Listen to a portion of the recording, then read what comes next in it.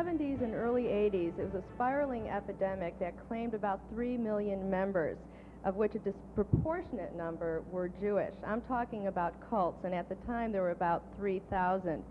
In 1981, you could have asked, actually this person's parents could have asked, what's a nice Jewish girl from Skokie doing in a church like this?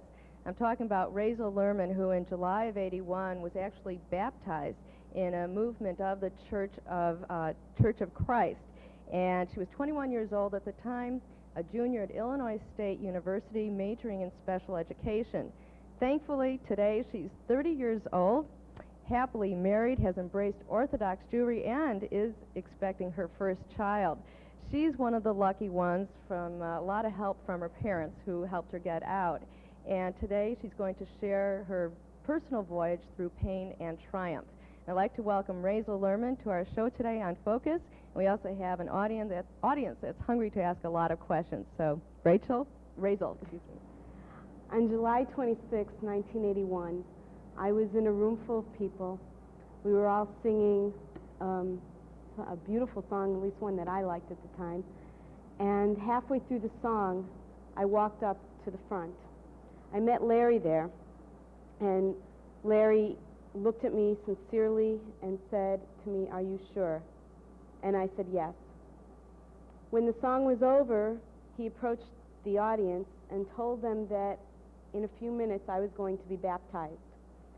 And he told them about my rich Jewish heritage, that I had come from a beautiful heritage, and now I was going to complete that by becoming a Christian. And within minutes, I was baptized in the Church of Christ. Let me first explain to you a little bit about the Church of Christ. It's a fundamentalist church throughout the United States and in other countries. But what started in the 70s in Gainesville, Florida, was the Crossroads movement. There's a minister at the Crossroads Church of Christ, which was right near a university in Gainesville, Florida. And he started a method of missionizing or converting all kinds of people. And he trained people to be ministers to at churches of Christ that were near college campuses. So what came of that were many people came out to churches of Christ near college campuses, got hired to be campus ministers, and started in with this Crossroads movement. And many of them deny that they have anything to do with the Crossroads movement. But within the Church of Christ, there's a lot of argument about it. I was originally approached by a friend of mine in my junior year. Her name was Holly, and she had just gotten involved in Campus Crusade for Christ, which is another group that's pretty popular on college campuses. And she started to talk to me about Jesus. And I thought to myself, why did she start with me about this? But she talked to me for about an hour. I told her what I thought I knew about Judaism or about Christianity, and she left. My curiosity was sparked.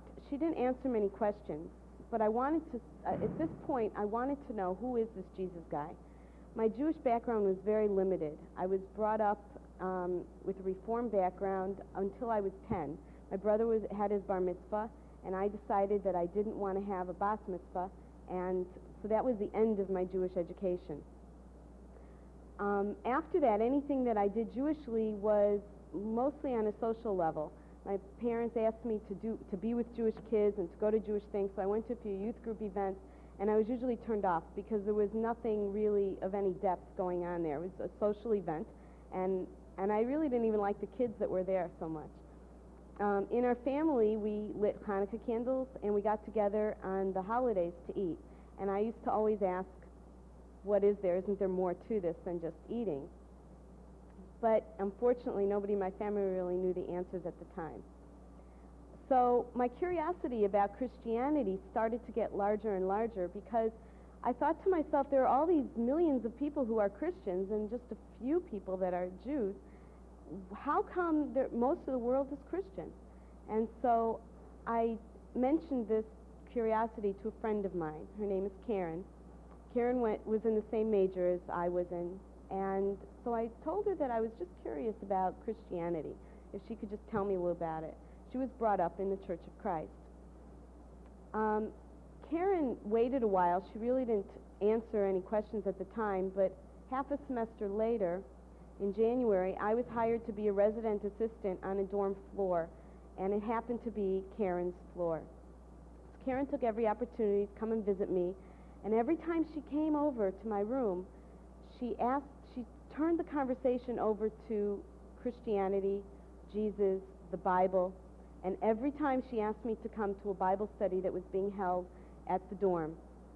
After about 4 weeks of turning Karen down, I finally ran out of excuses, and I told her that I would be there at the meeting on Thursday night. And I hope that you all remember that I told her beforehand, because I'll try to remember to tell you something that occurred later. I went to this meeting. There were about 12 young women in the group, and Sherry Sharp, who was the campus minister's wife, and she was going to lead the Bible study. They had paperback New Testaments, and Sherry started by talking about, from the book of Galatians, the sins of man. It says in there, the sins of man are obvious: sexual immorality, idolatry, hatred, discord, envy. I don't have it memorized exactly, but it went in that fashion. And then it talked about the fruits of the Spirit: kindness, goodness, all the things that are really good things, good attitudes. And I looked at this and I said to myself, wow, this is what I believe in. All the things that are bad are listed right here, and all the things that are good are listed on the other side. And this is what I believe in, and here it is right here in what they call the Bible. I never saw this in the Bible before. The Bible I knew about had stories about Moses and Joseph and people like that, and I didn't know that there was anything like this in a Bible. And so they kind of got me hooked right there, an initial hook. After this first Bible study, a young lady named Linda came up to me, and she said, "Oh, I'm so glad I'm getting the chance to meet you, because I think I'm the only one who can relate to you better than anybody else here, because my stepfather's Jewish." And so I thought she was a little over-enthusiastic, but I also thought, well, maybe this is just how she is. And I proceeded to talk with Linda about how most Jews don't really know what it means to be Jewish. And most Jews, if they celebrate the holidays in any way, don't really do anything religiously about the holidays. And they don't really know about the Sabbath or keep kosher. So there must be something wrong with Judaism, because most Jews have gone away from it. So Linda became a very good friend of mine. And in addition to Linda, there were a number of other young women who befriended me. They wrote me little notes and dropped them in my mailbox. And they invited me to have lunch with them. They invited me to go out with them Saturday nights. And every church activity that was going on, they invited me to go to. So during that semester, I let it out to Sherry Sharp, the campus minister's wife. I told her that I was going to be going to summer school. And Sherry said, "Great, you need a place to live? 3 of the other girls need one more roommate. Why don't you move in with them?" So I had an apartment. She said, "You need a job? I know you're a lifeguard. Why don't you talk to Michael Combs? He's the director of campus recreation. He'll get you a job there." I got a job as a lifeguard. Little did I know that the entire campus recreation, any part of campus recreation, had at least one of us working for them, because Michael got us all jobs. There was a little break between the spring semester and the summer semester, and I went home for a short period of time. And I let it out to my parents that I had these new friends that were Christian, and that they had different kinds of ideals, and I was going to be sharing an apartment with them. My parents panicked a little bit. They didn't really know what to do. So during the summer, when I had a weekend off, or I came home for a weekend, my mother asked me to see a rabbi. So I saw this rabbi. During the course of our conversation, we didn't talk about anything Jewish. We talked about philosophy, psychology. He had a number of psychology books on his shelf, and I didn't see any Jewish books on his shelf. And I thought to myself, well, this is what I kind of pictured. I thought a rabbi should know more, but he didn't know more, or he didn't express that he knew any more. And so it was kind of, I expected him to know more, but in a way, I wasn't too surprised, because like I thought before, most Jews don't know much about Judaism, and here included the rabbi. So we ended the conversation after an hour. He charged my parents $50, and that was almost the end of it. I went back to the campus, and Larry, the campus minister, approached me at one of the church functions. And he said to me, "You're going to be a great Christian." And I said, "Hold it. Wait a minute. I'm not ready yet." And I said, you have to, I like what you're doing. I like the people. I like all your activities. I like everything that's going on. But I can't believe that Jesus is really the Messiah. And that's where I was holding. So Larry took his cue, and he decided to study with me all of the Christian techniques, all of the Christian proofs that Jesus was the Messiah. I looked at this information one day with him, and to be honest with you, I didn't really see a real connection between the prophets or the prophecies and Jesus' own life. But I thought to myself, well, there got to be something to it. This is what they're showing me. And a week later, we got together again, and he talked to me about what my parents might say, how my parents might react, and that was about it. So it came to be Friday night, and I let me tell you first also that during this whole summer, I was thinking about it. It was deep in my mind. What is this about? Is this really true? Is this really what God wants me to do? And I used to question what would happen to me if God forbid, a car hit me, and what would happen to me? Would I go to heaven or hell? And these questions were constantly going through my mind. So here it was, a Friday evening after I spoke with Larry, and I remember that right before I went to bed, I prayed to God to give me a sign, because here I'd been with them for 6.5 months, and I had seen person after person becoming a Christian or becoming baptized in the Church of Christ, which was the conversion process. And each time I saw somebody, it made me think it should be me. And so this Friday night, I prayed to God to give me a sign. And I remember that I looked out the window, and I saw the trees blowing in the wind. There was a light shining from the parking lot onto the trees. And I thought to myself, maybe I'll see an angel. And I looked and looked and looked for an angel, but nothing came by. And then I said, God's going to show you in his own time. So the very next day, the campus group of the Church of Christ had a picnic. And I went to the picnic, and we were all having a grand old time. And at one point, we played a number of games, and one of the games that we played was called Bat Races.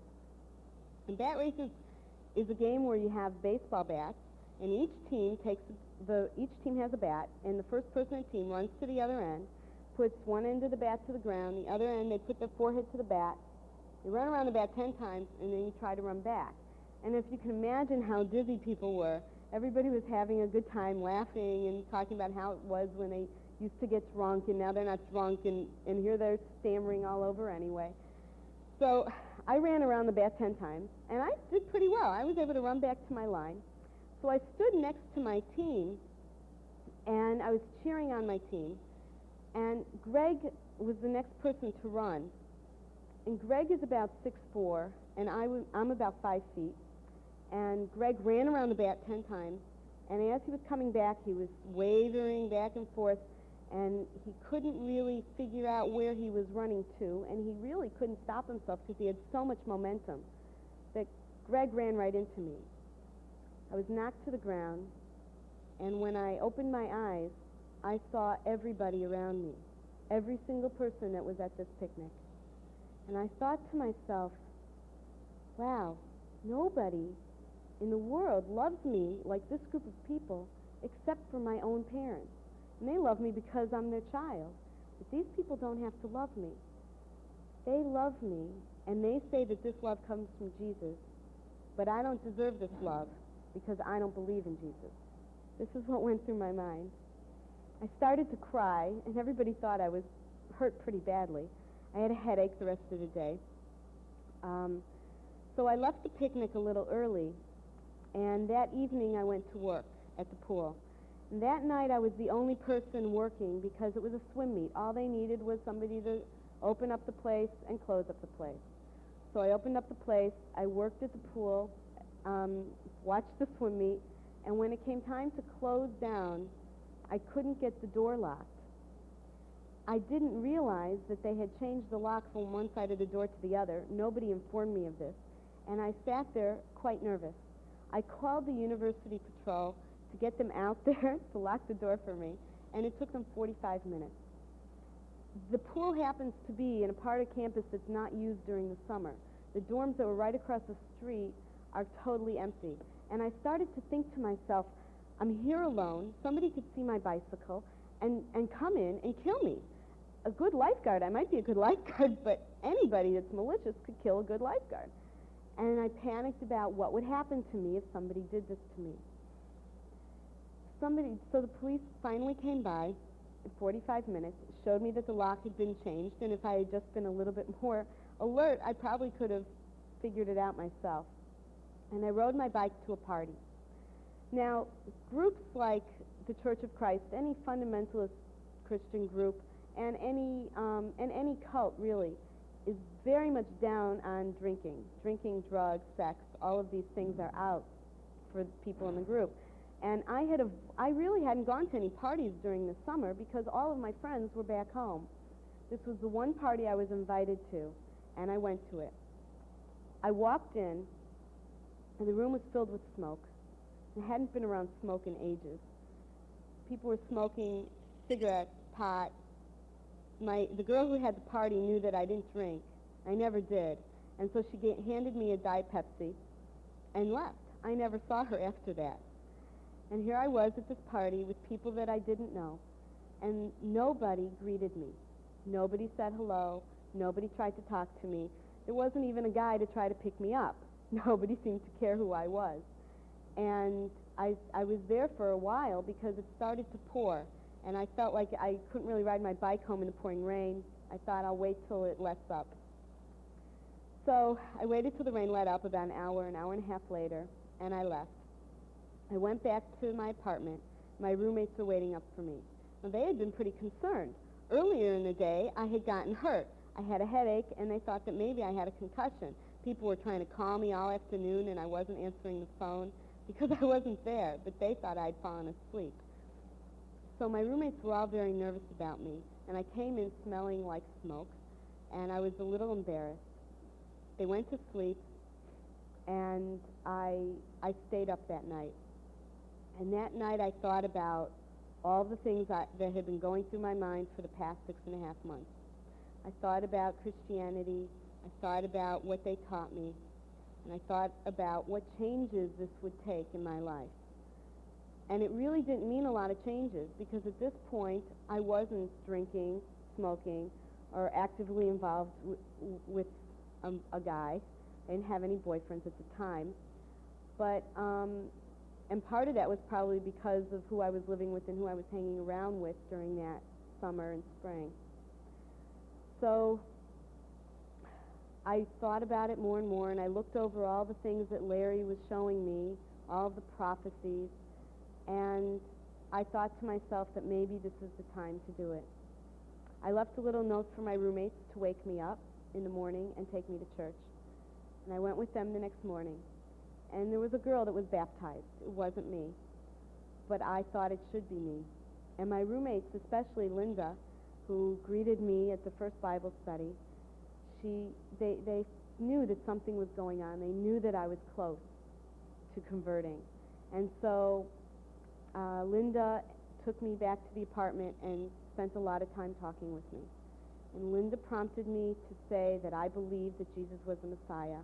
She prompted me to say that he was my Lord and Savior, and that I was accepting him into my heart, and I was going to be baptized that evening.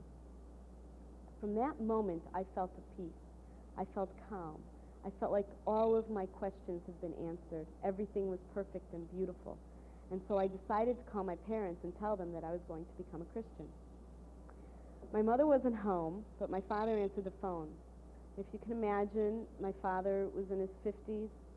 He had been on dialysis for a couple of years. and he was waiting for a kidney transplant. I called, and also I have to also mention that my one brother, hadn't been heard from in months. And so here I called up to say, I'm going to be baptized. My father begged me, please, give it more time. You've got 2 more weeks before the semester's up.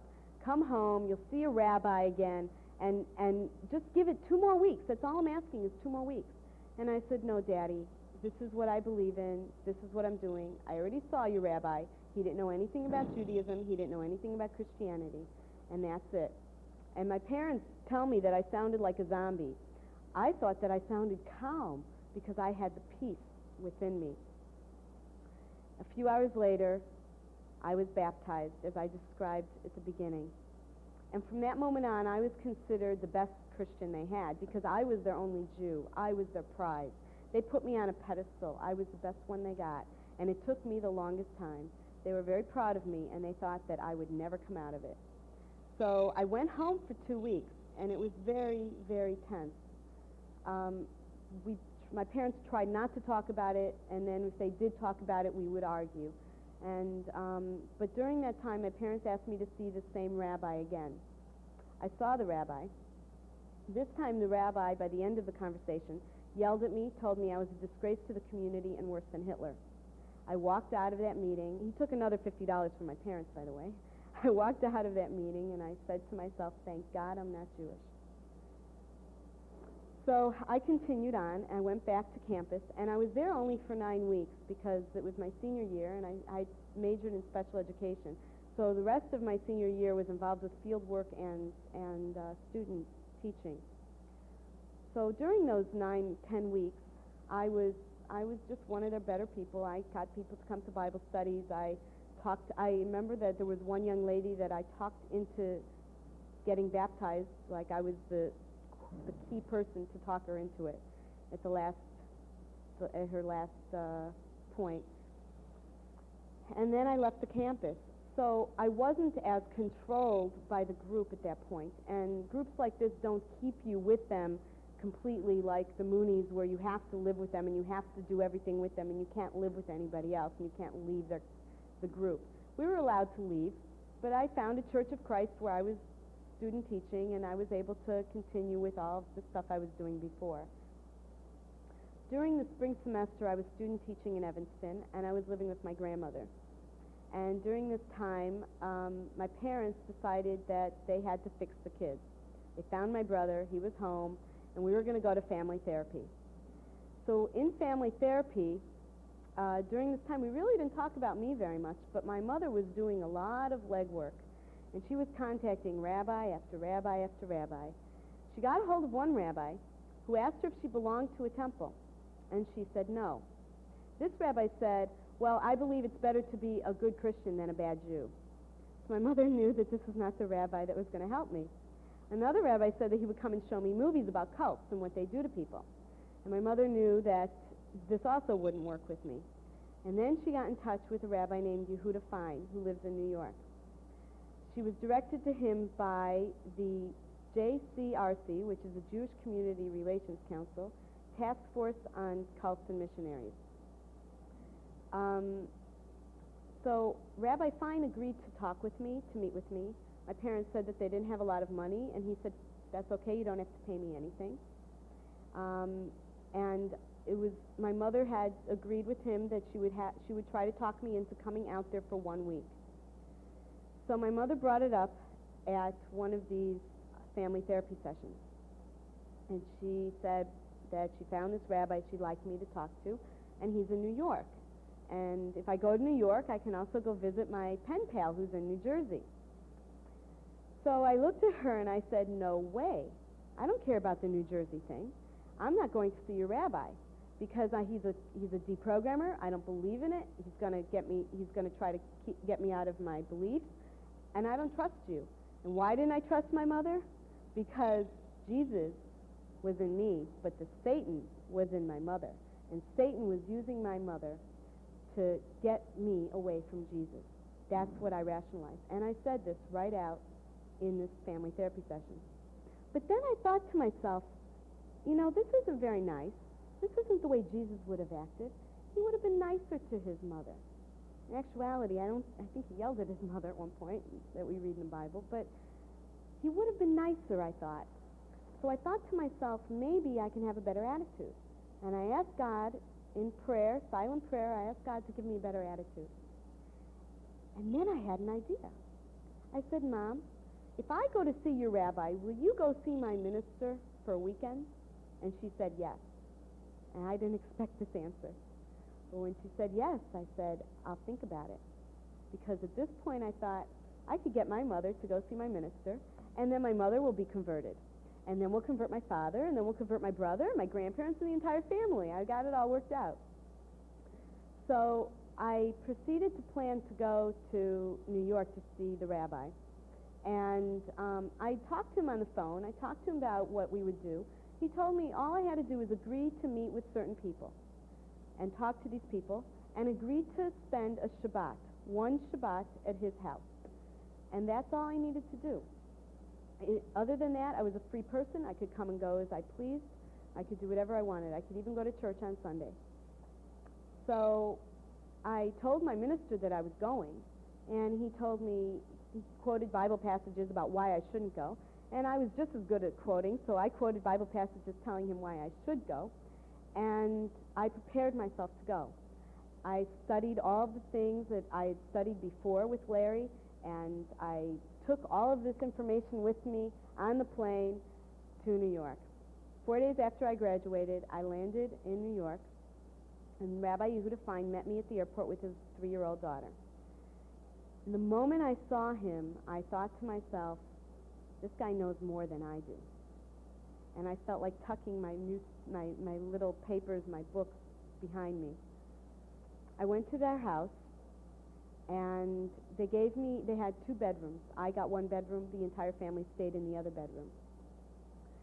And I spent a lot of time talking with the Rebbitzin, with Eli Sheva Fine. Eli Sheva had previously been involved in a group called Divine Light Mission, which is a Hindu cult that came out here in the 70s. Some people might remember a 13-year-old guru from India. And this was the guru. And she met Rabbi Fine before he was a rabbi and before he was even observant as a Jew. She met him while they were registering for classes at University of California, Davis campus. And they became friends. She was still involved in Divine Light Mission, but things weren't going so well with the mission. And Yehuda became friends with her, talked with her, and talked her out of it. And they became better and better friends. They got married, became more observant, went to Israel, and he became a rabbi. So this is their story. But Eli Sheva was able to share with me her experiences, what it's like to live a life that you believe is so true. This is the ultimate truth in your mind. And then to find out that it's not really the truth, or it's not really what's right for you. She expressed to me how upsetting, how devastating, how tough it is, but how beautiful it is to find what really is good, and what really is right. And that's living a normal life and not living in this state of bliss, which was basically what we were living in. So I spent a lot of time with Eli Sheva, and I also spent time meeting a few other people. One of the persons that I met was a guy named Zalman Korlin. He's now Rabbi Zalman Korlin. He was 25 years old at the time. And I met him on Shabbat. We spent some time talking, and he asked me a couple of key questions. He asked me if Eli Sheva was living her life to the best of her ability to please God. And anybody that would look at her would say yes. She was doing everything to the best of her ability to be a good Jewish woman and live her life the way that a Jewish woman's supposed to live. And then he said to me, well, if she's doing this, is she going to heaven or hell? And I looked at him straight in the eye and I said, you can't ask me this question. Tears started rolling down my face because I knew that a good person should go to heaven. But according to everything that I had learned in the church, nobody's going to heaven except for those people who believe, accept Jesus, and are baptized in the Church of Christ. And that meant that 350 people in Bloomington, Indiana, where I went to school, and the few people around the country that were in churches of Christ were going to heaven. Everybody else in the world was not.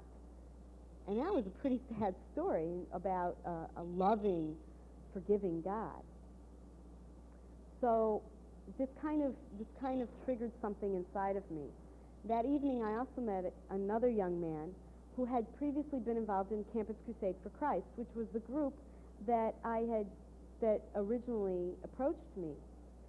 And so he talked with me for a long time about what happened to him. And that also started to get me thinking again about what happened to me. There's something that I forgot to tell you that I want to tell you.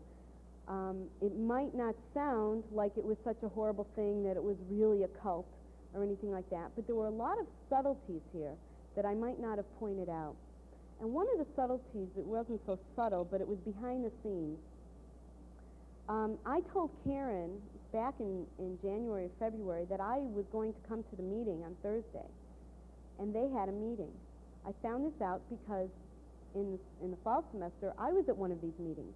We talked about who was coming to the Bible study, what she believed in, where she lived, what her major was, who should befriend her right after this. Don't let her walk out by herself. She can't walk out by herself. Somebody should greet her. Somebody should become a new friend to her. Who should become a friend to her during the week? Who should drop her little notes? Who should ask her to go out for lunch? Who should ask her to go out Saturday night? Who should ask to study the Bible with her? All of this was planned. And so little did I know that this was going on before I went to that meeting. And so that's why Linda came up to me, because I was Jewish and her stepfather was Jewish. And that's why all these young ladies were becoming my friends. So this is one of the subtleties, and there were a few others, like they had special names for things. The Bible studies were really called soul talks. And the people that we got together with once a week after we were baptized, we confessed to people, and we confessed in front of the church. All of this, the person that we confessed to in private was called a prayer partner. All of these things you don't really know about until you're there, and you don't really think about until you're out. So I was at the Fines for a couple of weeks. Oh, actually, it was 1 week at that point. I went to visit my pen pal in New Jersey, and then I decided to come back to the Fines for one more day. And during that day, I decided that I was going to stay in New York, and I was going to study a little bit more. And within a couple of weeks, I was studying with Zalman Korlin, the young guy who I met on Saturday afternoon, and I was able to see that these prophecies don't really hold true. And I was able to see that a Jewish person should really be a Jewish person and nothing else. So from that point on, I decided to study Judaism. And a few years later, I became more and more observant. And that brings me to where I am today. Thank you, Raizel. And as a matter of fact, you talked about your mom, who did a lot of behind-the-scenes orchestration and choreography. And I think it's very courageous. She was courageous then, and she is now, because she's in the audience right now. Natalie Secher, if you could please stand up. Because it takes a lot to sit here and live through it again. I gotta believe. It is very difficult to go through it all over again. It was, Robin spoke about it very briefly, but it didn't just happen all that quickly. The calls that were made, constant calls, people it's unfortunate that the Jewish people don't know how to help their own people. And I sought help and didn't know where to go to help, and that was why I was going from one person to the other. What it really did was it took a television show that was 60 Minutes. That was, there was a rabbi from California that was speaking, and I hadn't seen the show. My mother had seen it. And she told me to find out about that show. At that time, we did have a recorder, but my husband didn't think that it related to us because they were talking about cults. And so while I was out, he hadn't taped the show. And so I had to then make phone calls to see if I could find out more about what was discussed during the show. I contacted Rabbi, I think it was Rabbi Robbins, as it is Beverly Hills, California. His secretary was the one that put me in touch with someone else who was going to fly in, charge me and all that, and at the airport show Robin films, and I didn't, as Robin had explained, I didn't go with that.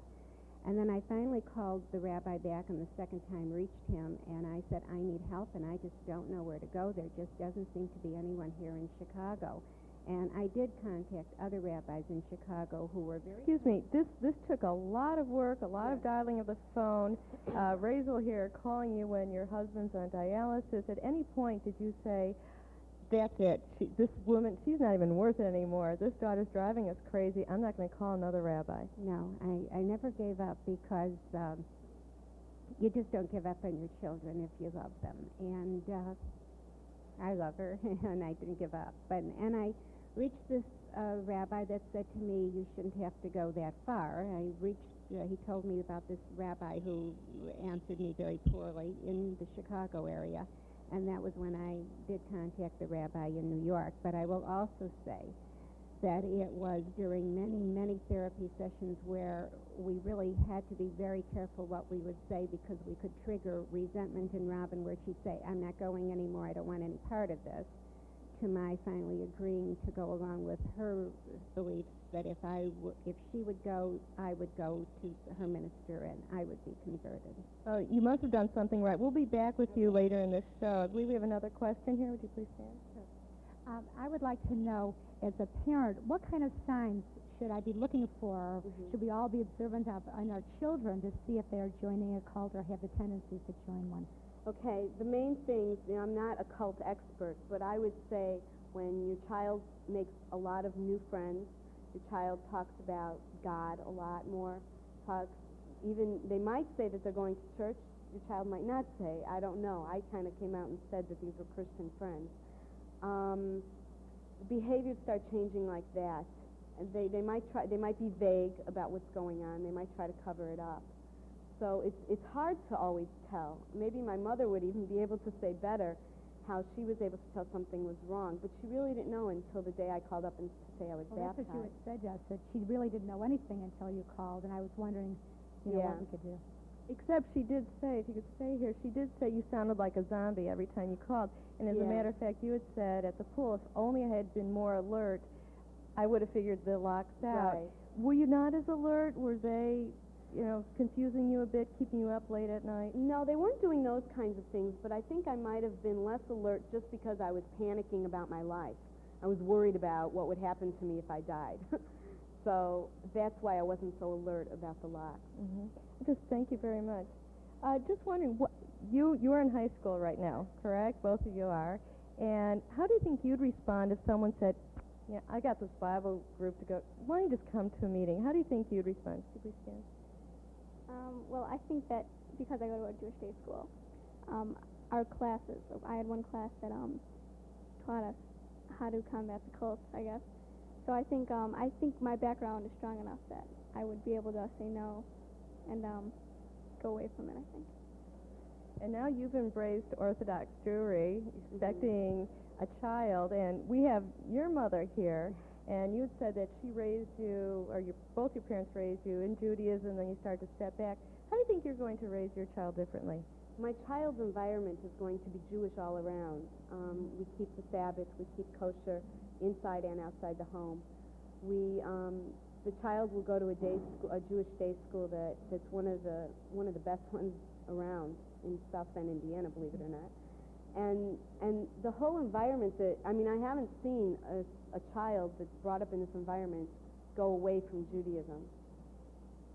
Yeah, I'm just wondering, you're a parent, I take it? Okay, you could stand, please. How would you respond if Raizel was your daughter and she calls home one day and you've seen some signs that she says, Mom, I've converted to Christianity. How do you think you'd respond? I think I'd be in absolute shock because we did keep an observant home, but I was going to bring up something else. There's these cult awareness networks. Do you think, as a parent, you would tell someone to go to one of those now that you've seen what the whole situation has done? They're very helpful for the family members. I know that my mother was in touch with them a little bit. I think that they're pretty helpful for them to get them contacts, give them information about the group that their child is involved with, things like that. You need to start somewhere, and I think that the cult awareness groups are very good for that. There's a very active one here in Chicago, but the other question is, most cults that you hear about do not let the child or the individual go back home the way you were doing. Usually you're Right. kept in a very controlled situation. Right. You seem to be in one that was rather flexible. Yeah, it was very flexible. The thing is there is a differentiation here. There are cults, and there are missionary groups that are very similar to cults. They use a lot of the same tactics, but they're much looser knit, and they're much looser on the reins. So that's why somebody that gets involved in a church thing or Jews for Jesus or something like that, you might be able to have, you'll probably have a little bit more contact with a child involved in something like that. May I ask one more question? Yes. Do you feel any guilt at all about converting someone else? You said you brought your friend in. Do you have any qualms about that? Has she left the group? Well, the girl that I ended up bringing in, I really haven't heard from her, and I don't really know what happened to her since. She was not Jewish, and I'm a little bit prejudiced. If the person's Jewish, I would have done a lot to get her out. Since she's not Jewish, it's not that horrible that she was involved, but it's not so great either. I did find out, I went to New York in the summer. In October, I found out that 6 people left on their own. And so it's possible that she left on her own when some people left. Thank you. Just wondering if you would stand for a moment. Let's say at the time, you're in Ida Crown, you're in high school, and, well, not that much younger than the age Raizel was when she converted.